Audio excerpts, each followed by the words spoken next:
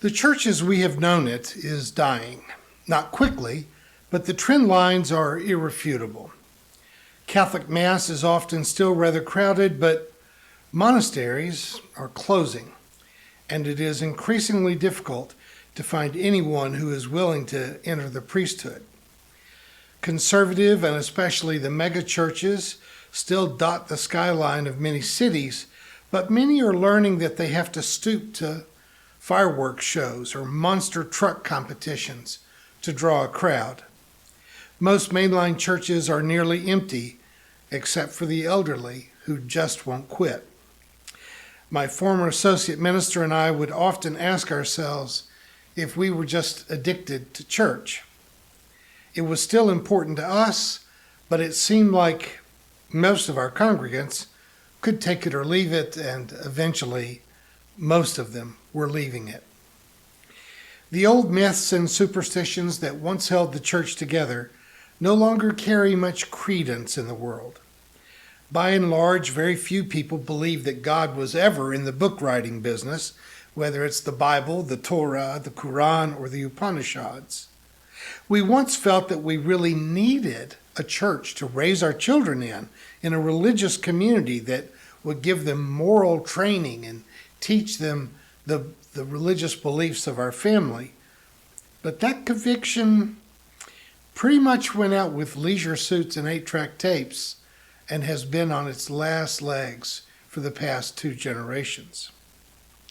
From the days of Moses and Buddha, religions have operated around 2 foci, which sometimes worked in harmony and sometimes worked in opposite directions to one another. We have always had our priests and we have had our prophets. Priests were associated with the organization of religion, and prophets were the revivalists, the social critics, the one who spoke truth to power. Sometimes prophets were within the faith community, sometimes even they were a priest, but more often they were speaking from the outside of institutional religion, sometimes shaking a fist at the temple or the steeple, and most often shaking a fist at the palace or the houses of government. Protestant ministers were always something of a hybrid. We've been known primarily for our preaching skills, such as they were, but if you did a time analysis of how we actually spend a week, preaching was a pretty thin slice of it. Ministers have a lot of priestly roles. We're expected to preside over weddings and funerals, baptisms, and many public holidays, sometimes even praying at the beginning of a football game. We were to visit the sick, provide frontline counseling for mental health, and care for those with troubled marriages. We're expected to be teachers, writers, administrators, fundraisers, and property managers. In fact, in the mid-90s, I came within a whisker of becoming the senior pastor of National City Christian Church, a huge cathedral located uncomfortably close to the White House in Washington, D.C. At the last moment, I dropped out, although I had a long list of reasons. Not the smallest of considerations was the fact that after months of making trips to Washington and reviewing the plant and the job responsibilities, I concluded that it would take 100 hours a week just to do the administrative roles in that church before I ever got down to being a prophet or writing a sermon. And I still had an 8-year-old daughter at home. It was no wonder that the guy who had vacated the office before me had only managed to stay there for 2 years, but I was pretty sure that I wouldn't last 6 months. It is little wonder that most ministers get consumed by the priestly role of trying to keep the institution alive.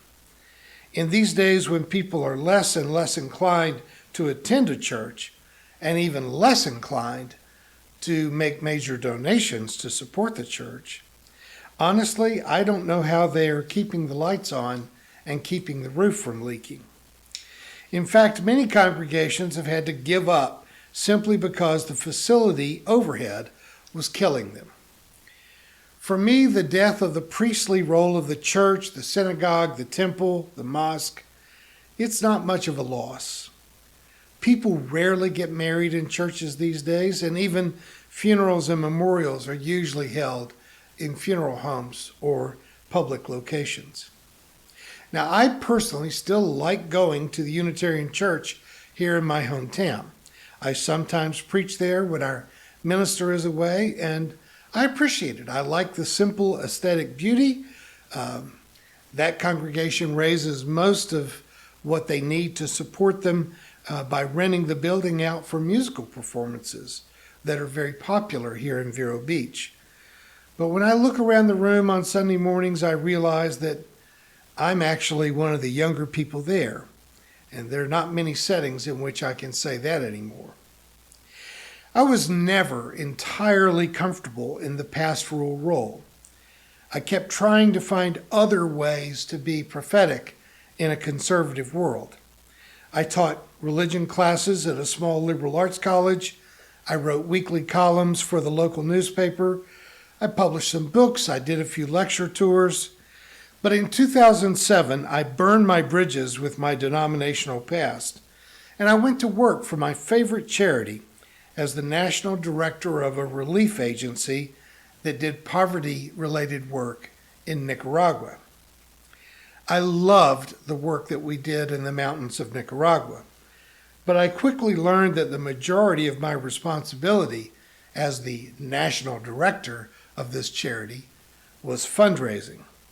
And while I've always had to do some fundraising in church life, it was almost all of what I had to do as the director of this beloved charity. I loved what we did in Nicaragua, but I quickly came to hate what I did in my office. So after just 1 year out of parish ministry, friends prevailed upon me to start a church that was free of denominational corruption or politics, where we could be free thinkers, progressives, academics with a prophetic voice. And I found the idea to be exciting, invigorating, more than a little bit frightening, starting a church without a dime in the bank and no congregation, no building, and no blueprint for how to succeed. We were an entirely unaffiliated small group of people. We were free, we were unscripted, but looking back on it, I can tell you that our first few months when we started meeting on Sunday mornings, we looked an awful lot like the denominational church that I had left just a year before. I despised a lot of the fiction and superstition of traditional Christianity, but the language of the church was still deeply embedded within me. We initially named ourselves the Community Christian Church. We sang hymns on Sunday mornings. We had communion. We had prayers. We had Sunday school classes. And within a year, we'd bought a little church building and tried to make it look as much like a dignified church as we could. Fortunately, we attracted some very bright people who participated in our evolution. I was challenged by people who saw the disconnect between what I said and what we did within the church. I was blinded by tradition, by church nostalgia. But members of the church would politely and carefully ask, if we don't believe in the Trinity, why do we sing a doxology? If we don't believe in a supernatural theistic God who's an invisible friend in the clouds, why do we say prayers of intercession? Why do we feel like we have to sing hymns of praise? Why do we even call it a worship service? We have no one to worship. So we eventually renamed ourselves the Emerging Church. We were no longer Christian. We rarely even referenced the Bible in our services. We eventually gave up on congregational hymn singing and communion. We recognized that our gatherings were not aimed at a supernatural deity who needed to be worshiped. We were gathering to form community, to encourage and support one another. We did service projects together. We did read books and watch films, and I did my best to deliver sermons that encourage critical thinking and ethical analysis of current events. I still had a priestly role in the event of weddings and funerals, and I still had to do some fundraising and property management, but most of our efforts were focused on being a prophetic community. We tried to live out our spirituality in showing compassion for the poor and sensitivity for the needs of others, which involves some demonstrations and protests, but also resourcing people that were poor, like when the Standing Rock protest was going on against the pipeline, or when the tornado hit Joplin, or when hurricanes came to the coast. Being prophetic, in my opinion, is difficult to do as a solo act. I can't imagine jumping in my car and getting a chainsaw and a bunch of gas cans and heading to a hurricane site.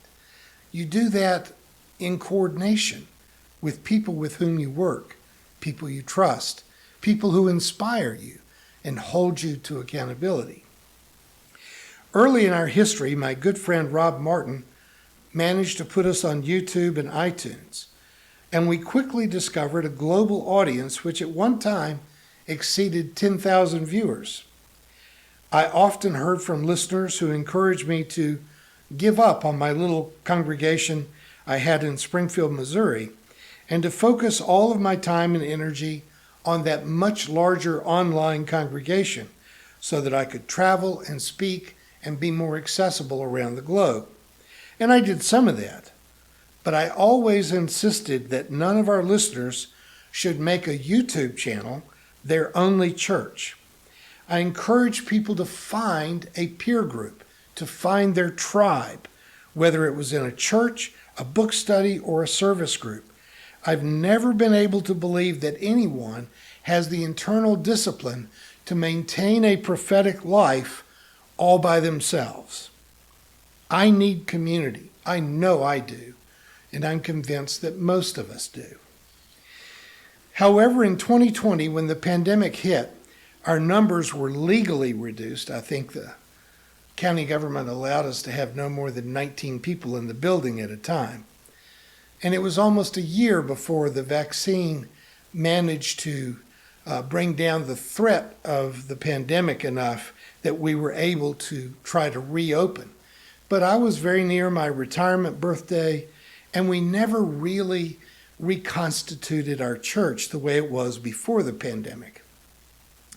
I eventually accepted that we would have to give up the seated services that we had held for 15 years. I moved to Florida. I established this studio in my home, and we've been surviving online exclusively for 2 years. Most of the people I know in my personal life have given up on church attendance. Outside of the mutual encouragement and organization of a congregation, very few of those very good, progressive thinking people are very much engaged in community service. We're progressives, we're liberals, we're academics, we're thinkers. We would say that love is our religion. We believe in women's rights, LGBTQ rights. We believe in universal health care, a living wage, and diplomacy over military might. But we don't do much about those things. Having prophetic thoughts is not the same thing as being prophetic. I miss being a part of a church that could field a team to go to Nicaragua and build little cinder block houses for the poor, that could load up a bus with chainsaws and wheelbarrows and go to disaster sites to help people to recover their lives and their homes. I miss standing in the serving line at a homeless shelter, serving a hungry crowd of more than 100 people a hot meal that we had prepared in our kitchen. And I miss the courage of defiance that I felt in our music program, as well as I tried to contribute in our preaching, but in the whole spirit of our gatherings. The church I attend now is comprised of mostly older people, and maybe we are physically limited to being a rather more mild church than the congregation I fondly remember. Full disclosure, this message was recorded at the end of July, because at the time you're seeing this, I am laid up in bed recovering from shoulder surgery. Old age is better than the alternative, but I'll tell you, it comes with some medical issues and a lot of loss of energy. I expect that the trend towards declining churches will continue. We are, if not currently, soon to be living in a post-church world. Not because we don't desperately need prophetic communities of faith, but because our current generation is not much disposed towards attending, volunteering, or sacrificing for them. But as fascism is on the rise worldwide and civil rights are being limited or eliminated everywhere, even in the most progressive nations, I implore you to find ways in which to organize, to build community, to fight back. Wherever you are, I believe that you can find your tribe, and we should at least never give up on trying to find them. I struggle to create and define community in my new home, but I will not give up, and I hope that you won't either. Thank you for watching our videos. We are entirely dependent on the donations of our listeners and members. We hope that you find this content to be important enough to help us to keep offering these videos to the public at no charge by becoming a regular contributor. Please click on the donate button on our website at www.spfccc.org. Thank you for your support of progressive religious programming.